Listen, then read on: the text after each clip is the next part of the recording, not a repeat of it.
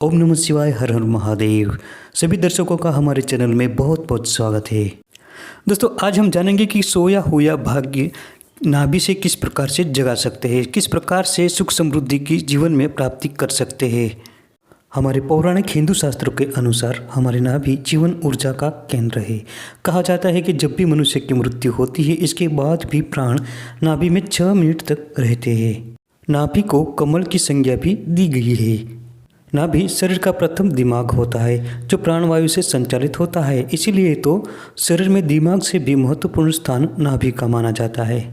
योग शास्त्र के अनुसार हमारा सूक्ष्म शरीर नाभि ऊर्जा के केंद्र से जुड़ा हुआ है। यदि कोई संत या सिद्ध पुरुष शरीर से बाहर निकलकर सूक्ष्म शरीर से भी कहीं विचरण करता है तो उसके सूक्ष्म शरीर की नाभि से स्थूल शरीर की नाभि के बीच एक रश्मि जुड़ी रहती है। यदि ये रश्मि टूट जाए तो सूक्ष्म शरीर का स्थूल शरीर से संबंध टूट जाता है। पूरे संसार में प्रत्येक मनुष्य का जन्म नाभि से ही होता है। नाभि को पाताल लोक भी कहा गया है। हिंदू शास्त्रों में उल्लेख मिलता है कि भगवान ब्रह्मा का जन्म भगवान श्री विष्णु की नाभि से हुआ था। योग शास्त्र में नाभि चक्र को मणिपुर चक्र कहा गया है। नाभि के मूल के स्थित रक्तवर्ण का यह चक्र शरीर के अंतर्गत मणिपुर नामक तीसरा चक्र है।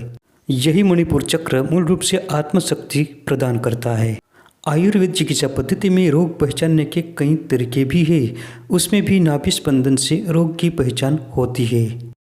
दोस्तों, नाभि में 1458 प्रकार के बैक्टीरिया पाए जाते हैं जो बाहरी बैक्टीरिया से हमारे शरीर की रक्षा करते हैं। नाभि में कई प्रकार के फंगल इन्फेक्शन भी हो जाते हैं। ऐसे में नाभि को साफ सुथरा रखना भी बहुत जरूरी बन जाता है। इसी कारण से नाभि में कई प्रकार के तेल लगाए जाते हैं, जैसे कि सरसों का तेल लगाने से होंठ मुलायम बनते हैं। नाभि पर घी लगाने से पेट की अग्नि शांत होती है और कई प्रकार के रोगों पर लाभदायक काम करता है। इससे आँखों और बालों को लाभ मिलता है। तो देखा आपने कि हर तरह से नाभि हमारे लिए कितनी महत्वपूर्ण है।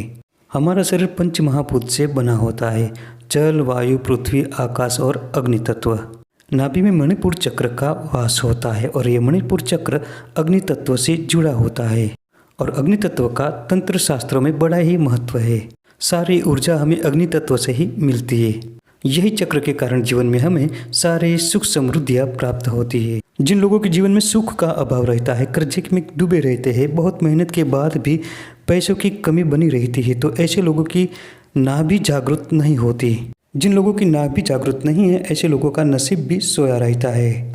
अगर नाभि को जागृत कर लिया जाए तो सोया हुआ नसीब भी जाग उठता है। फिर ऐसे लोगों को हर कार्य में सफलता मिलनी तय है। तो दोस्तों, इसके लिए नाभि को जगाना बहुत जरूरी है। नाभि को जगाने के लिए आप ध्यान प्राणायाम का प्रयोग कर सकते हैं और मणिपुर चक्र पर ध्यान लगा सकते हैं, जिससे नाभि जागृत हो सकती है। लेकिन ये काम सबके बस का नहीं है। दूसरा आसान तरीका है रोजाना नाभि को स्वच्छ और साफ रखना। रोजाना नहाने के बाद नाभि को स्वच्छ करके चंदन का तिलक अवश्य करना चाहिए। चंदन सबसे शीतल औषधियों में है। चंदन में आकर्षण और सम्मोहन का प्रभाव भी सबसे ज्यादा होता है। चंदन बहुत खुशबूदार होता है और इसे बहुत ही पवित्र मानते हैं। चंदन के आकर्षण और सम्मोहन के कारण ही बड़े बड़े सांप इस पर लिपटे रहते हैं। अगर किसी की शादी हो जाने के बाद भी पति पत्नी के बीच आकर्षण खत्म हो गया है, लड़ाई झगड़ा चलता रहता है, तो चंदन का तिलक आपको जरूर लगाना चाहिए। इससे पति पत्नी के बीच आकर्षण बढ़ेगा और जीवन में सुख समृद्धि खींची आएगी। दोस्तों, चंदन भगवान कृष्ण को अति प्रिय है। भगवान कृष्ण रोजाना अपनी नाभि में चंदन लगाया करते थे। भगवान कृष्ण के कई मंदिरों में आज भी नाभि में चंदन लगाया जाता है। यही नहीं दोस्तों, चंदन सभी देवी देवताओं को अति प्रिय है। भगवान महादेव भी अपने ललाट में चंदन का त्रिपुंड लगाते हैं। चंदन सुख समृद्धि का प्रतीक है। रोजाना नहाने के बाद चंदन का नाभि पर तिलक करने से सम्मोहन शक्ति और आकर्षण शक्ति बढ़ती है। जिन लोगों को आप चाहते हैं कि वो हमारी जिंदगी में आए, वे लोग आपकी जिंदगी में आते ही चले जाते हैं, बढ़ते ही चले जाते हैं। आपकी बात सभी लोग मानने लगेंगे। लेकिन ये ध्यान रखना चाहिए कि चंदन का तिलक ओरिजिनल चंदन से करना चाहिए।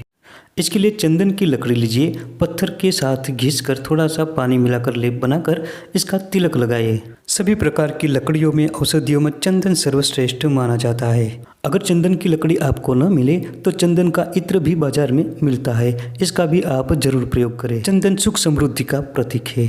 दूसरा प्रयोग है कि अगर आप शत्रुओं से घिर गए हैं, बहुत ज़्यादा आपके शत्रु बढ़ गए हैं, तो शत्रुओं को पराजित करने के लिए आपको गेंदे के फूल लेने हैं और उतने ही चमेली के फूल लेने हैं। दोनों को आपस में पत्थर के साथ घिसकर एक लेप बना लेना है। इस लेप को एक डिब्बी में भरकर रखें और रोजाना नहाने के बाद इस लेप का तिलक नाभि पर लगाएं। इससे आपके दुश्मन दुश्मनी छोड़कर आपके कदमों में गिर जाएंगे। दोस्तों, ये बगलामुखी साधना का एक तंत्र प्रयोग है। अगर कोई व्यक्ति गुस्सेल है, बार बार गुस्सा आ रहा है, किसी कार्य में मन नहीं लग रहा, कोई भी कार्य करने में गुस्सा करने से वो बिगड़ जाता है, तो ऐसे लोगों को गुस्सा शांत करने के लिए नाभि में शहद का तिलक लगाना चाहिए। जिसने भी क्रोध को जीत लिया, उसको पूरी दुनिया जीतने में कोई देर नहीं लगती।